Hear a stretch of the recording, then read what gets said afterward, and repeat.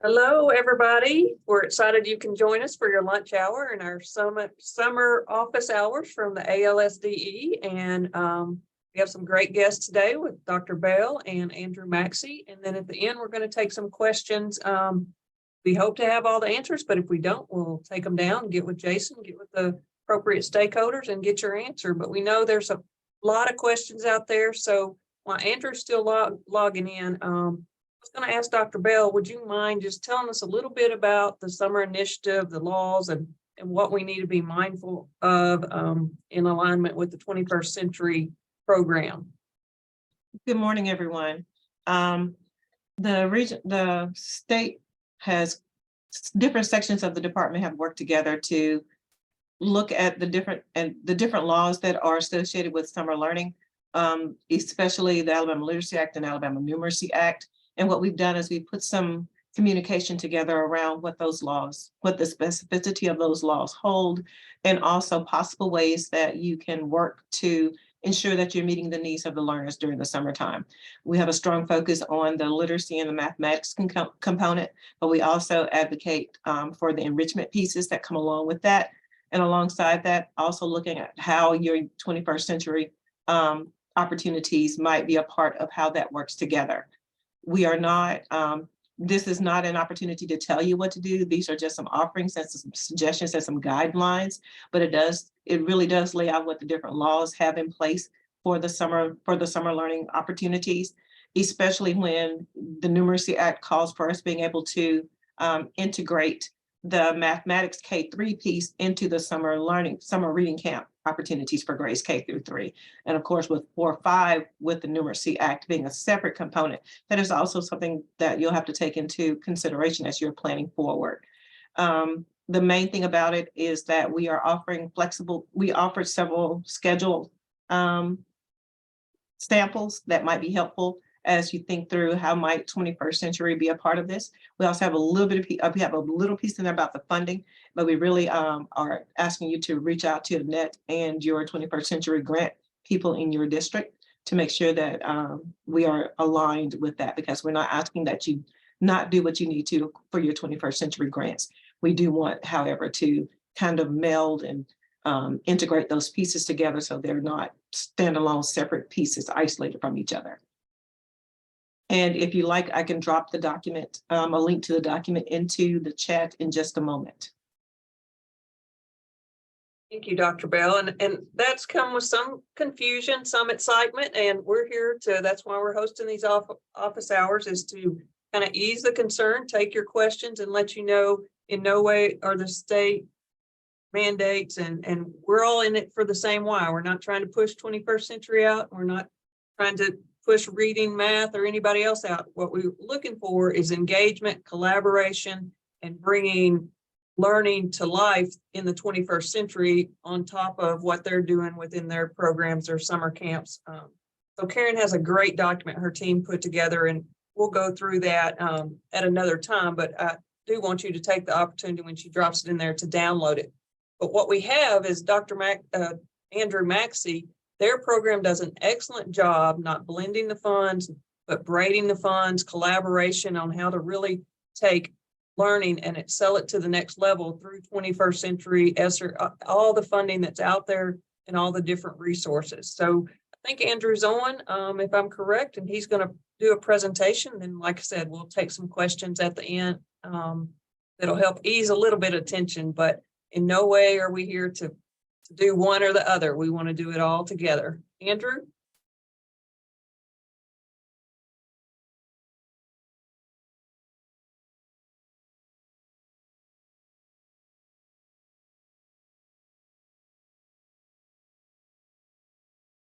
I don't know. Erica, did you see where he went? He was on, but looks like we've lost him.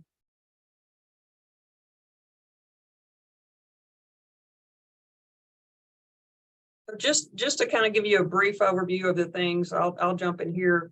And in your grant, you know, when you had received the grant and the funding, one of the things that you did is you put your summer program hours, the location, the number of students, the number of staff, And those are the things, most questions I'm receiving now is, oh, we need to change location, or we don't have teachers because they're working this other program, or kids are going to have to choose. So what we can do and want to do is we want to look at how we check kids in and out, how we don't supplant, and then how we meet the state requirements along with your 21st century grant requirements. All are very doable. It does take some organization with the LEA and with the different stakeholders, but they're very doable.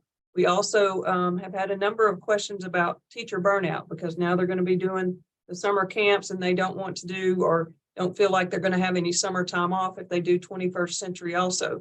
So through Andrew's presentation and the samples that Dr. Bell has in there, and then what we will work with you, we'll show you how to use these teachers without supplanting in the appropriate way, and be able to get the maximum learning and time out of your grant and meet all of the requirements.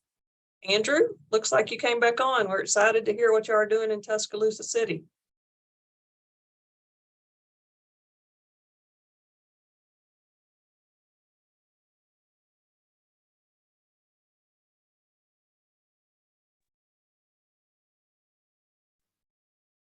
Good morning, all. Can you hear me? Okay. I'm very sorry. Having some issue on my end. So sorry about the delay. And if there's any problem with the audio receiving on your end, just wave at me. I'm having some serious audio issues here. So like there's a buzzing and stuff. So as long as you're okay, I'm okay, and we'll continue. So my apologies again. I didn't hear anything that was said before. Just give me a thumbs up if I'm supposed to go for it at this point. Good to go. Okay. Let me share. I just put a smallish presentation together. While I'm pulling that up, the one thing I want to start with is just the importance, from my perspective, of understanding the research of what works in the summer space. And from my perspective, Alabama has really gotten this right, the way that we are working at the state level, with both acts that have been passed into law at the state level. Those really are based on what works and what the evidence that we know. And I'm sorry, I'm continuing. Let me try to get my presentation rolling, and then I can focus on what I'm saying as well. Okay. Is that displaying? Can you see my presentation from where you are? Fantastic. So I'm going to go very quickly. And then what I do want to say is that if at any point you want to reach out, I would love to have a conversation with you. I'd even be willing to go even further than that if you need some extra help. And I think my email address is at the end of the presentation. So I just really quickly want to address some of the research that I mentioned. If you're a nerd like me and you want all of the actual research, I have a folder that I'm very happy to share that has the national peer-reviewed research, and then also some more accessible articles. So point number one is that we know that all students lose learning in the summer, and for all students, that's an average of about 1 month's worth. However, you really can't understand the achievement gaps in schools, K-12, unless you understand the summer learning loss problem. And I don't think that we have historically. So we mentioned learning loss during the summer for all students. However, the negative impacts of the long time away from school is magnified for students in poverty. Instead of losing about 1 month of learning in both reading and math, it is closer to 2 months worth of learning loss that happens for students who live in poverty. And here's something that I think as schools, we don't stop and think about. And that's the fact that by and large, we help students who are academically vulnerable grow as much or more than their peers during the school year. Catch this, we are getting the job done in regards to student gains, by and large, for students who are academically vulnerable, but due to the learning loss that occurs during the summer, we continue to see differences in student outcomes and students' achievements between students who are academically vulnerable and those who are not. I am not going to pause and show this video here, but let me recommend that you catch this. Very easy for you to go on YouTube and just search for summer learning loss 60 minutes. All right. I'm happy to share this presentation with you. And it basically walks us through how when students start kindergarten, true enough, some of them are behind, but behind usually means a few months, maybe 6 months gap. But by the time students get to high school, that gap, the achievement gap, is very often 2, 3, 4 years between the students and their peers, which brings us to this assertion from a finding from the research, which is that 2/3 of the gap in achievement between students living in poverty and their peers is directly attributable to elementary summer learning loss. A huge piece of the achievement gap is, you could say, caused by the fact that students lose learning in the summer. So to me, true enough, you're probably on this webinar because the state said so, because there's a law, because we have to do this thing. But to me, I work from the perspective that that's not enough of a reason to do something for me, that we have to understand the why of what we're doing. And the why is, if you want to put it in really blunt terms, for me, it looks like we can't possibly address the achievement gap adequately well if we continue to allow students to lose this much learning in the summer space.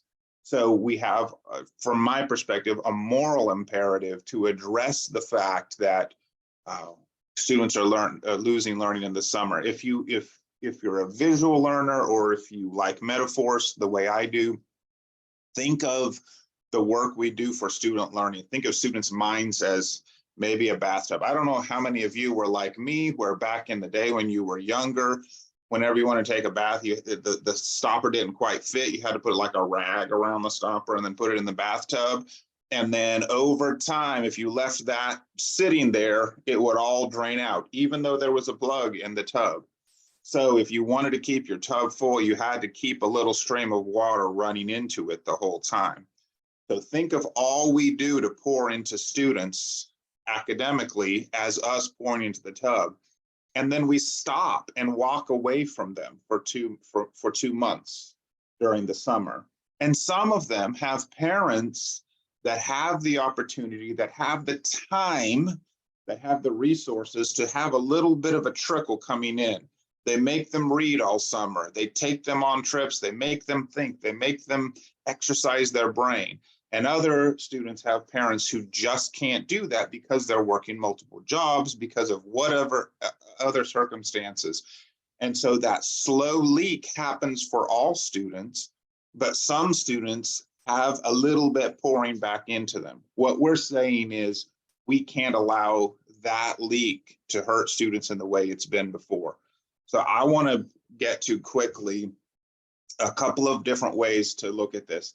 And just so you know, the people who have set this up and this webinar up and who are leading this work for the State Department. So I love them. They have it right. Everything is, I love what they're saying. I don't work for the State Department, so I get to advocate for things a little bit more strongly than maybe they can do sometimes. However, we're BFFs and we're on the same page. So here's what I want to say. We need to think about the law and what the state is requiring as the floor, as the minimum of what we need to be doing. And if we, and I've said this to them before, If we simply comply with the law, with the letter of the law, I'm telling you right now from experience, and we've been at this for a long time, since, as you saw on the slide, since 2017. If we just do what the law says, you should not expect success, because it's the minimum expectation. And so we need to understand the totality of how summer learning works and build toward that. So real quickly, I want to just talk about these characteristics, which are the national summer learning model. Number one, your program needs to be voluntary. If you attempt to make kids come because they're behind, that's summer school.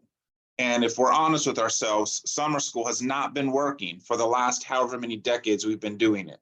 It's not an effective way of addressing learning loss for students. It needs to be voluntary. And that, by the way, implies the design of what we need to be talking about. We need to have programs that draw students in, that students prefer to do, rather than sit on the couch or be at the pool. It needs to be voluntary. It needs to be a full day. It needs to be a full day because our students who need to be in summer learning the most probably live in households that just can't send them if it's a half day. They may not have someone at home that can let the child in. So it's better to leave the child home all day than to send them somewhere for half a day. And then that full day needs to incorporate both academics and enriching exercises, activities, things that students really love. So by the way, the national research says that your academic should be at least 3 hours of each day. If you look at the number of hours required by the state in both the Math and the Literacy Act, those come straight from this research base. It's not just a number that was picked out of the air. Your program should be 5 days a week and 5 weeks. Now, listen to what I'm saying is everything we're talking about here is we need to work towards, the research says this is the best possible way of doing summer learning. Even us here in Tuscaloosa, who are very comfortable with what we're doing, did not start out at this level. We started out with half-day programs. We started out with going fewer than 4 weeks, and we've worked our way in that direction. So don't hear this as an all or nothing guidance. Hear it as something to say, how long can we make the program? In fact, for us, we started at half days, and then one year we're like, okay, let's stretch it. Let's go to 1 o'clock instead of 11:30. So we just over time expanded what we were able to do. But ideally, you want to go full days. You want to go 5 days a week. And the reason to go 5 days a week is, again, coming back to the parents. Parents can sign up for something when it is the plan for them, right? If you make them piecemeal their plans together, it will be harder for them to send their children to you. And then, as I've already mentioned, you need at least 3 hours of instruction, reading and math. And I love what both, so especially the folks from the Office of Math Instruction are saying, that we're not talking about different pockets. We're not talking about different camps. We're talking about having a summer program that is designed to have these very strong elements in them.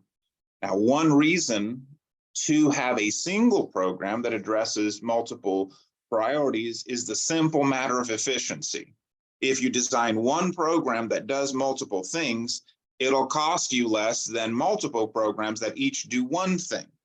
So you can pull off everything you're trying to do. It's hard work, but it's less work overall than running multiple camps. And besides, why would you compete with yourself over students? Well, we need them for math. No, we need them for reading. No, we is one. Sorry about my grammar there. We're one school, we're one district, and we need our students to be in here. And we can design things in such a way that we are accomplishing mathematical thinking, reading activities, those kinds of things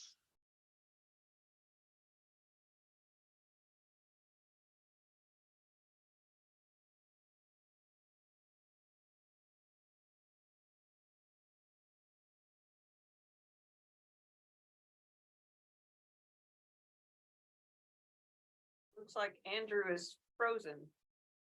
Are you back, Andrew?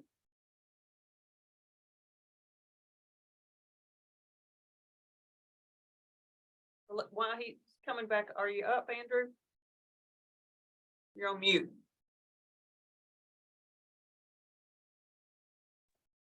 Can you hear me now? Okay, I'm very sorry for the technical difficulties on my side. I assume you've lost my presentation. Is that what happened? Okay, let me try to get back at it. Maybe that was a sign from a higher power that I need to increase my pace just a little bit. It says it's coming. All right, and then transportation, other things should be provided. I hope you've seen this graphic in the guidance the state set out. This is meant to be descriptive of what an effective program looks like. And I'm not going to go through the whole graphic with you today. I would love to talk more if you have questions about this, but I want you to see that what's at the center of this, the core of the purpose at the elementary summer learning is to prevent summer learning loss. I want to say it a different way. I love the fact that Alabama has a Literacy Act and a Numeracy Act, because that puts some funding and some expectation behind this work that we're doing. But we're not doing this because the law says we should. We're doing this because we need to prevent summer learning loss. And then for me, the guiding principle is what of everything I'm doing actually stops learning loss from happening. You hear what I'm saying? So I will challenge everyone that's on here. And by the way, the folks at the State Department who have been doing education for a long time have shown the humility over the last few years to be students of the research on summer learning. And I don't mean to be disrespectful to anybody, but just because you know education 9 months a year doesn't mean you know how things are going to work in the summer space. Again, that was me. I didn't understand it. 6 years ago, I would have said I knew, but I didn't, and I went to study. I'm going to call out Mr. Rutledge Bell and folks on her team who have said, we need to understand. We're not going to assume that we understand how this works. So what I want to say to you very, very plainly is, if your plan is to cut and paste May into June, you should expect that it won't work. You need to understand that you are competing now with the pool. The kids don't have to be there with you. So you have to say, how do we create an environment where kids are dying to come every day, but while we have them there, we get them to think mathematically. We get them to engage in reading and other things like this, right? It's not because fun is king. It's because the best program in the summer is not valuable to us if kids don't come. You have to make it where the students are there with you. So I just want to run through from our perspective of things that we've done in Tuscaloosa, some things that we recommend and things that we don't recommend real quickly. We recommend that you recruit, invite, and attract students. We in January tag each students in each school as VIPs, very important participants. This means that those students who, using the mid-year assessment data, are not yet at grade level, we dub them, we don't tell them this, but we dub them VIPs. And what that means is they own a seat in summer learning. And we're going to keep bugging them about asking them, not telling, asking them to come until literally mama tells us to stop calling her or she's going to call the cops, or the superintendent calls her one final time and gets cussed out. That's how persistent we are. Asking, not summoning. Telling them this is how the program's going to be. It's going to be wonderful. Your kid gets fed twice a day. They're going to have so much fun. We've told him about it. He's dying to come. What's the problem? Can we get him to come to the program, right? And then we have open enrollment, which for us were the 2 weeks before spring break. That was the last 2 weeks for us. And we have built a reputation for summer learning that's so strong that everybody that's not a VIP jostles, pushes, and shoves digitally, metaphorically, to get registered for the summer learning program. They do not own seats. Those are first come, first serve. But the students who are the most vulnerable automatically have a seat in the program, and it's theirs to refuse. And when I say refuse, the programs are open to everybody, but we save seats for the kids that need them. And the way we get kids who are vulnerable to come to the program is to make a program that everybody wants to be in, okay? We recommend full day programs as soon and to the extent that you can offer them.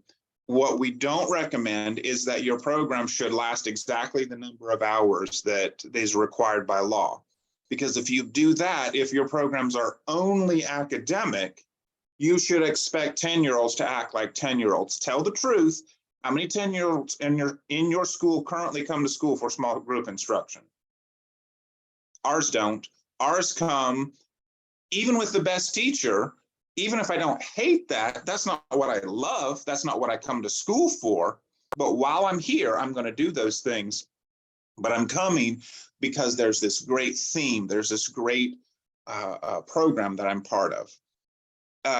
If you want a shortcut for thinking about how to do your academics and how to plan this, we are now using internally, think of the gifted model of instruction.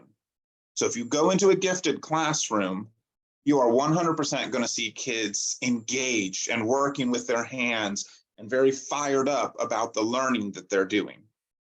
But even though it's quote unquote fun, it's purposeful. It's tied to a standard. It was planned. It was meant to be the way it is, right? So when we say engaging in fun, we don't mean free time. We don't mean be haphazard. We mean very intentional. A colleague has said, the students think it's camp, but the adults know it's school, right? So that design, and for us, educators understand gifted instruction. So we think maybe that would be a shorthand that would help. Whatever you do, I'm begging you, don't do drill and kill. Don't just do what you've always done, right? Even though there are practices that are strong practices during the school year, if you're 7, you've had 9 months of that. You're not dying to come back for more of the same. You do want to come back for something else that makes you excited and gets your brain to tick over. Now, staffing, do whatever it takes to hire your best teachers. And I want to pause here for just a minute and speak on this. We have maybe 3 suggestions. I have 3 suggestions for how to staff, because what we're hearing from around the country and around the state is folks have a really hard time hiring people for summer. Here we go. Number 1 is where we have found success is you need to talk to your people, and they need to have voice in the process. So they need to help design their own class, the program, etc. They need to be part of the process, right? People want to have a say in how things happen. So that's important. Number 2, you need to pay people what they're worth. Actually, that should be number 3, because a lot of people are throwing money at folks without getting the other parts right. The caution I would have is, so it's two-edged sword. One is pay people as much or more as they could make doing any other part-time gig in the summer. And by and large, so to be specific, we are not paying more than other folks, even people in neighboring districts. This summer, for example, we're paying $30 an hour. We have been paying $25. And today, in our programs, we've already begun the hiring process. So we will probably hire 200 and 225 people. Today, 350 people have already applied. We have way more applicants than we need because people want to work in our program. So 1, give them a voice. 2, be flexible. So when I'm talking about the program needs to last all day, the program needs to last 4 or 5 weeks. So for us, it's 22 days. Here's what we do. We go to our very best teachers and say, is there any chance you'd be willing to work summer learning? And by we, I mean the program directors, the people running the program that we're working directly with them, go and recruit people. and say, any chance you work summer learning? No, I can't do that. I'm going to be out of town the 3rd week of June. Say, oh, well, would you work the other days? Oh, no, I can't work the program because my kids have T-ball in the afternoon. Do they do T-ball in the summer? I don't know. I made that up. It's probably not right. Whatever it is in the summer. And we say, oh, well, would you just work mornings then? Or would you just work afternoons? So the program needs to be full day, multiple weeks, but the individuals don't have to be there all day, every day. So if you take 2 great teachers to split a unit or whatever it looks like, what's the problem? If you get a teacher to work 2 weeks and then another teacher work 2 weeks, or if you get one of your best, and so what we actually do is hire people as subs. So when we say subs, we take our certified teachers who don't want to work all day, every day, but if you're a teacher filling in for a teacher, basically you get paid instead of them. So there's no leave days in the summer.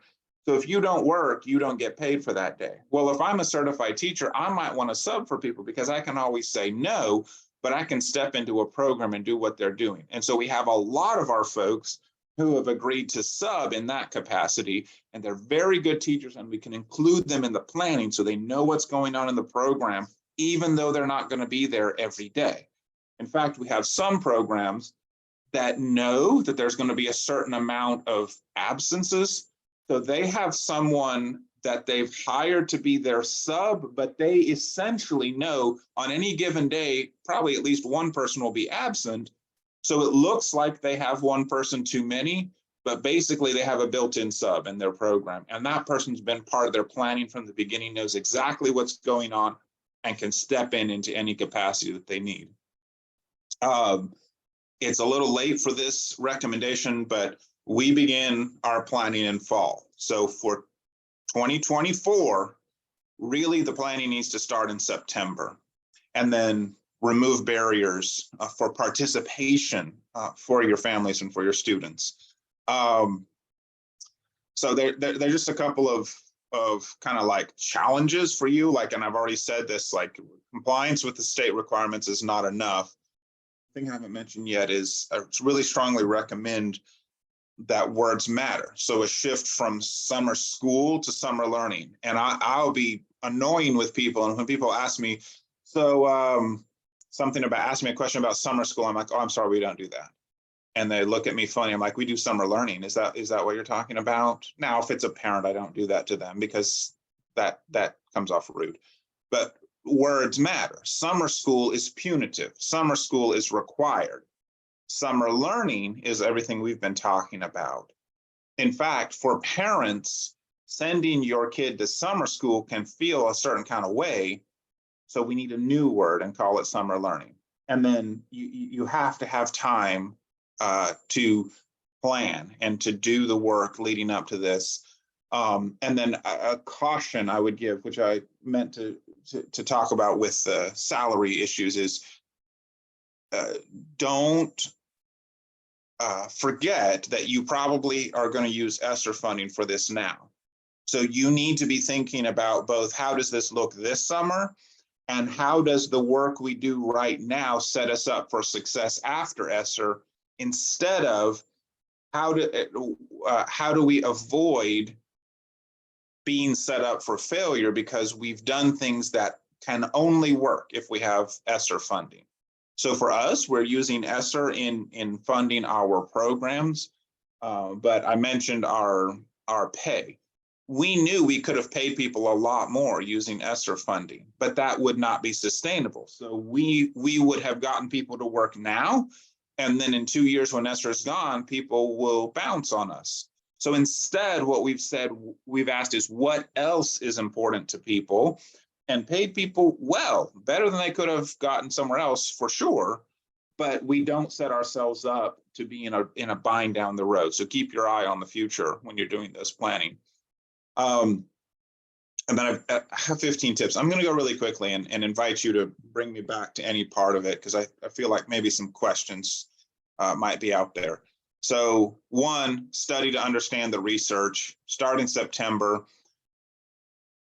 It's late now, but moving forward, you really need people that are going to be planning your programs, that they need to be in place by Thanksgiving, by the fall, so they have time to plan. By the way, just an FYI, in our district, we've played around with who leads the programs. Today at the elementary level, administrators do not run programs. Building level people, teachers, counselors, librarians, etc. And we spend a long time at the district level helping train them. So I assume some number of people on the call are 21st century directors. That's who's running our summer learning program. And by and large, those are not building administrators. So I would say you need to take the national research, the state requirements, and then say, what does it look like in our community? So I can share what we've done in Tuscaloosa, as long as you understand there's probably no community where you can just copy what we've done and do it, but you can take the idea, the essence, the nugget of what we've done and borrow and make it your own. Identify your VIPs early, send invitations starting at the beginning of second semester, recruit teachers. If you make people work for you in the summer, that's the best way to ensure they don't work for you again the next time. They will find a way to become unavailable, right? Having said that, hire teachers before they make beach plans, right? You gotta, if you're not already in that, I'm sorry to tell you, you're late. You need to get at it now and get your people hired for the summer. And then I mentioned the gifted approach. Strongly recommend that way of thinking about the way your program looks, and remove barriers to participation. Now, real quick, I want to tell you about the 20% rule. This emerged from, it's, I call it a rule, but it's really an observation. When you're recruiting students, when you're registering students, it's at the national, this is observation at the national level, and it is held true for us in our district. About 20% of the kids who say yes and register for your program will never show up. And then on any given day, about 20% of the kids who are actively involved in the program will not show up. It's the 20% rule. So for example, when I say class sizes of 15, for us, we load our groups with 18 kids in anticipation of 20% of them won't show up, and we don't know which 20%. So you need to have group sizes that are small, but when you have 9, 10 kids in a group, now you're running into an efficiency issue and you've actually overstaffed for your program. By the way, when we were at the National Summer Learning Conference in the fall and shared that our attendance rate in the summer was 80%, the room went a little bit ballistic, asking how it got that high. So during the school year, we're aiming for 95% attendance. So again, study for what is the norm and what is expected and what is quality in the summer space. So in the summer, 80% attendance is really, really good. In the school year, 80% attendance probably gets you a phone call from Dr. Mackey, right? So like that's not going to work. But so recalibrating your thinking about what is standard and what is quality in the summer space.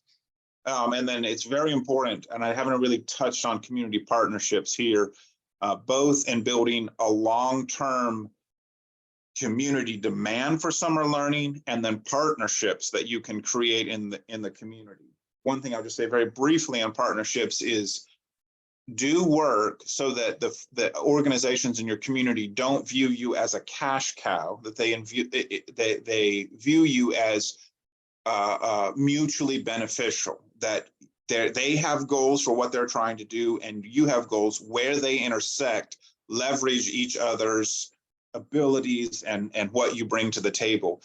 You will have no lack of people eager to take your money, but I would just caution, be sure that you're not just finding people to take money, but people who will be long-term partners and who can bring their own value to the table for kids.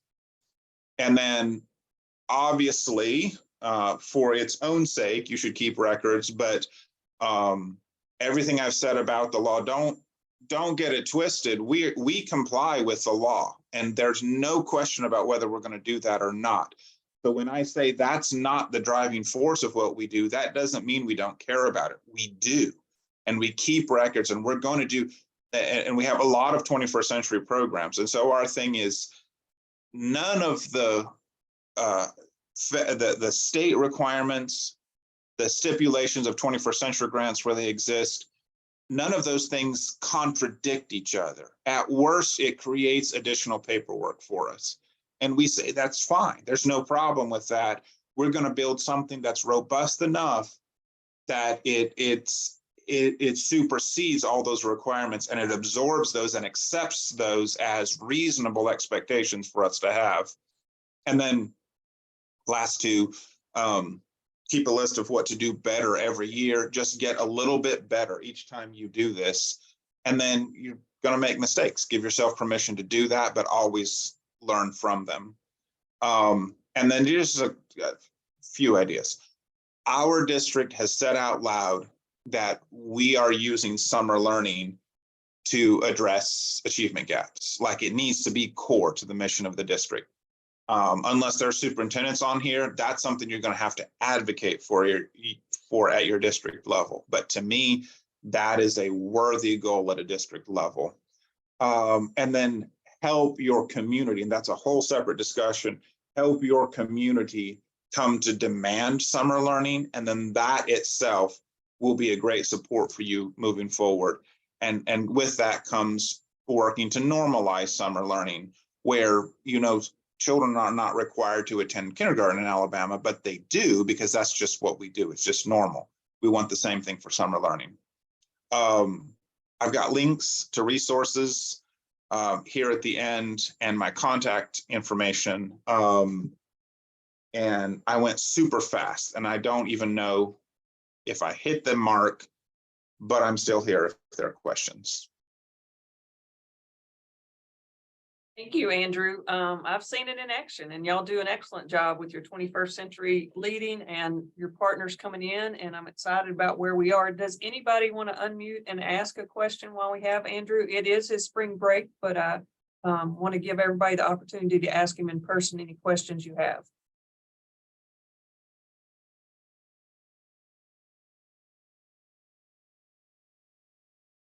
All right, Andrew, it looks like you can hit the pool or maybe the slopes today. Thank you very much for presenting. And I have no doubt we'll have some people that'll want to reach out to you individually and talk about how you make this work and bringing everybody together.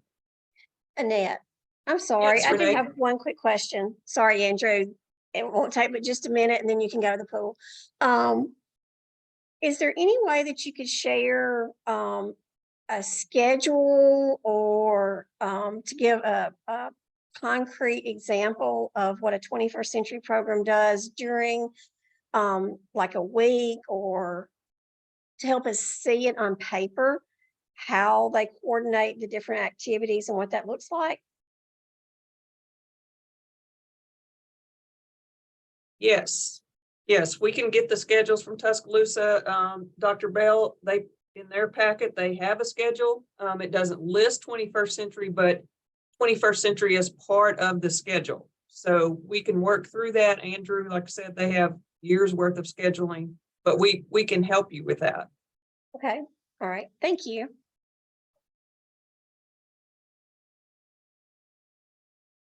Any other questions? You want me to answer that question? Yes. Okay. I'm sorry. I'm just getting static incoming. So I have print examples of schedules now. A couple of them are in the guidance document that the State Department sent out.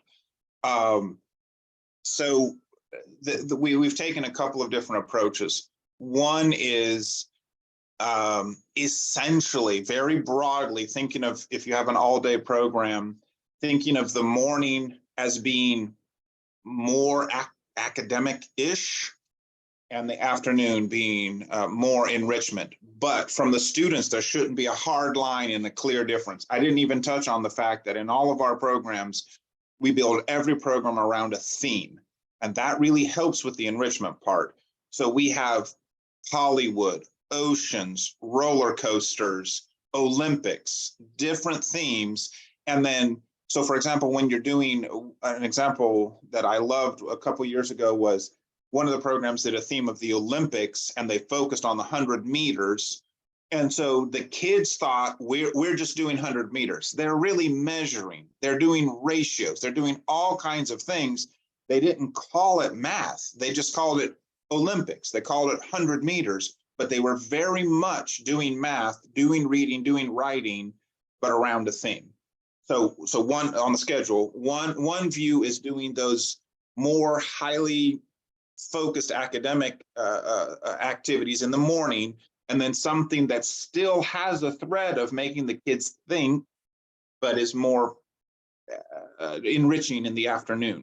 Another model we've used is, especially when you have partners, you can blend those together, right? Like if you have so you might have one teacher that's focusing on the mathematics and another teacher that's focusing on enrichment, and they can trade groups of students throughout the day, right? So your highly qualified, highly trained teacher on mathematics or reading or whatever can have groups of students that they pass back and forth. By the way, a thinking pitfall that we've struggled with is during the school day, during the school year, you're a contracted employee. And so things like prep periods exist, right? For us in the summer space, you're a camp worker. Planning period's not a thing.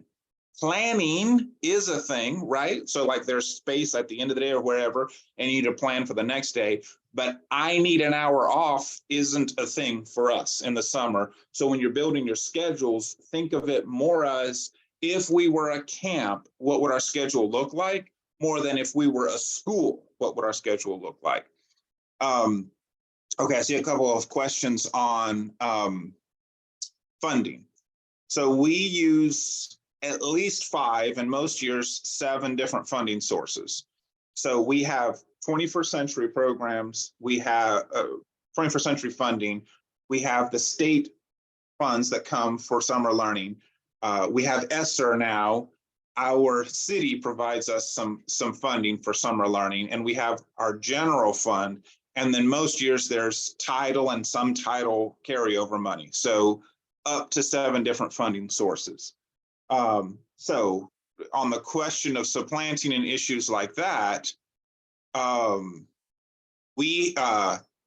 programs that have 21st century, we are actually providing them more funds than the 21st century grant provides to expand their program. So they're absolutely complying with the requirements of the 21st century grant. To be clear, unless you have a interesting 21st century grant, that grant does not contradict or compete with the state law at all. You can very much comply with what the state law requires and do what your 21st century grant requires. As a district, what we've done is say we're using these other funding sources essentially to allow those schools to serve more students than what their grant requires. So from that perspective, it is not supplanting to use those funds that we would have used anyway. And then we have other funding sources for schools that do not. By the way, all but one of our title schools has a 21st century grant. So for us, if you're eligible, we have an expectation that we apply for the grants that we're eligible for. And I can help. I think it might help individually to kind of like get into the weeds of what budgeting looks like. And there's, by the way, there's budgeting looking at what I do is look at the budgets for all the programs across the whole district, super broad strokes, to say this is the total amount and these are the buckets it's coming from. But then we go into a lot more detail. This is how much each teacher unit costs. This is how much we have for field trips, et cetera, and getting down into the weeds on those. And so it is work, but we figure out how to essentially do both things. And I won't be able to hear them if they tell me not to do this. So I will just say we are planning, and we don't have any details yet, but feel free to reach out if you think you might be interested. We're planning to possibly have either like a workshop or a conference in September to basically just take a deep dive on planning for summer learning. We're thinking maybe the beach or somewhere like that. So anyway, nothing is nailed down, but we know that there's a need to help folks with this stuff. And so there's a group of us that are putting together plans along those lines.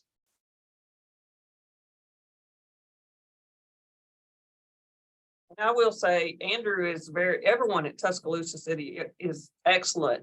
Lindsay Blevins presented about a year and a half ago, maybe 2 years ago, about the budgeting. And individually, you can also talk to Andrew and get some ideas and then come to us, or vice versa, but it's very workable. So don't panic on that end.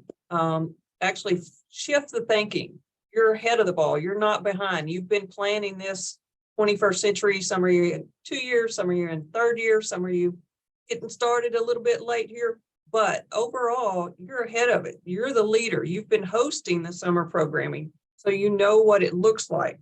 What we want to do is just shift the thinking to how do we bring in more people and more kids, because the state's going to offer some funding now on top of our 21st century, and we have Esther out there for a little bit of time. So the opportunity is massive to me in what we have out there and what we can do together. And the key with that is together and the collaboration of how we take the learning and we turn it into engagement and excitement, like Andrew is talking about. Any more questions for Andrew before he hits the slopes or the beach, whatever he's doing today?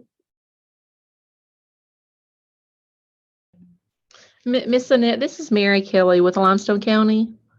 And I understand that when Andrew was explaining that he's using the multiple fund sources and that he's braiding those funds.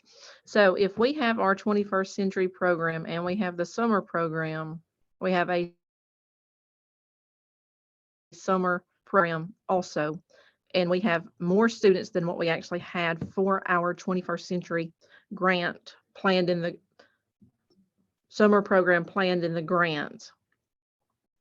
Can we braid those funds and show that we're providing for more students, because that competing for students, because many of our students will be in one program, but then they also like to attend the 21st century program. So we're thinking, since we have 3 21st century programs, we had gone back to the idea that we had to have 2 separate programs and 2 separate sets of staff.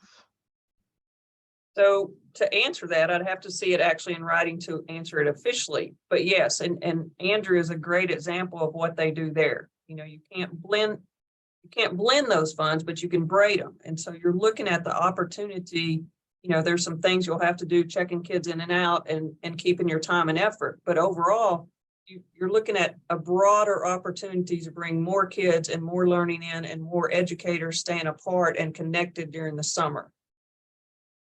And I know that doesn't answer your question specifically, just because to legally answer that, I'd have to see it on a piece of paper.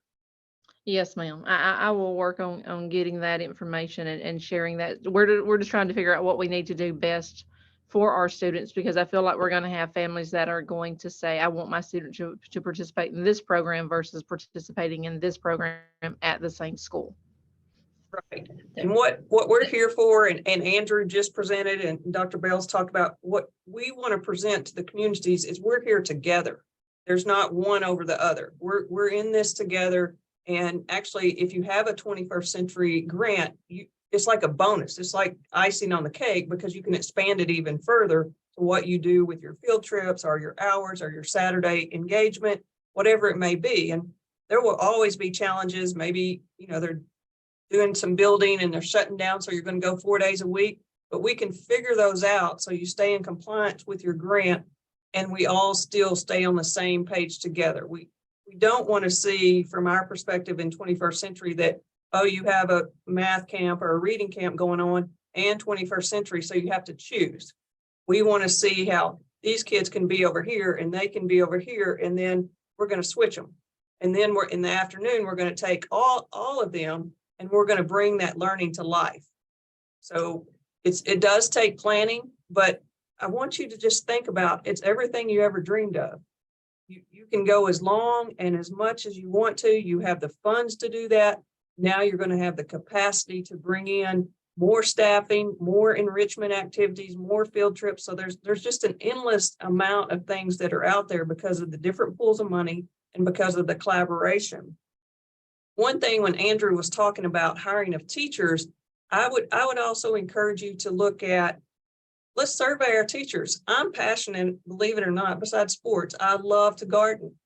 So if you put a job description out, you're looking for someone for your math or your reading or your 21st century, that's a math teacher, I wouldn't apply for that. That wouldn't attract, it just wouldn't attract me. But if you said, hey, we're looking for someone who's passionate about gardening to work within our 21st century program, hey, I'm in. And in Tuscaloosa, I'd make $30 an hour gardening. Yes.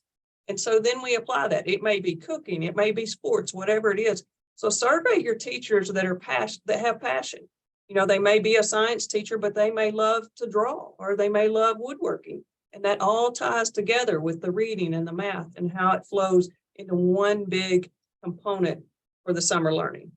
So in saying that, if you have questions, what we would like for you to do is send those to me. I've talked to Jason. We're going to sit down and go through any questions we have and get an FAQ out there. Dr. Bell, of course, has loaded the link. And if you have any questions from that document, we work together, talk collaboration. We worked together with Dr. Bell to create that, and Andrew was involved in that. So we modeled what we're hoping you will do. But if you have any questions, just send them to us. We'll get back to you. It's not a one size fits all. Your communities, your schools are different. And it's not a competition. It's not the school against the community base, and it's not that this elementary against that elementary.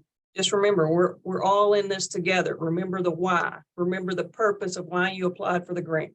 Why do you work in the program? And then start working on the how we bring it all in. Any final comments, Dr. Bell? Hey guys, it's Ms. Rutledge Bell.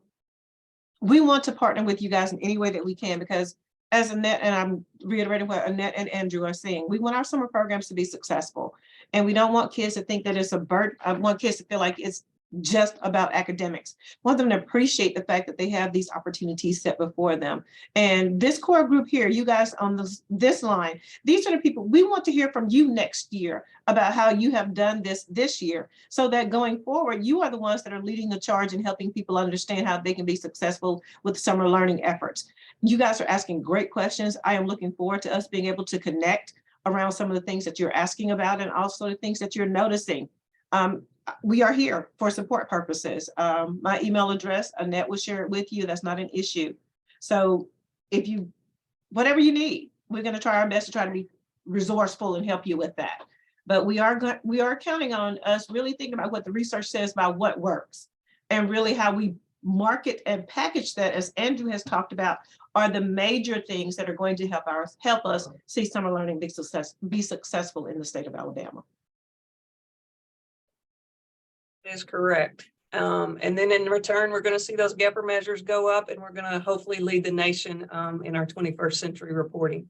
So again, thank you, Andrew, and thanks everybody for being on here. We're here to help you, and just let us know what you need. Dr. Bell, have a good rest of the day, as the rest of you. Thanks a lot.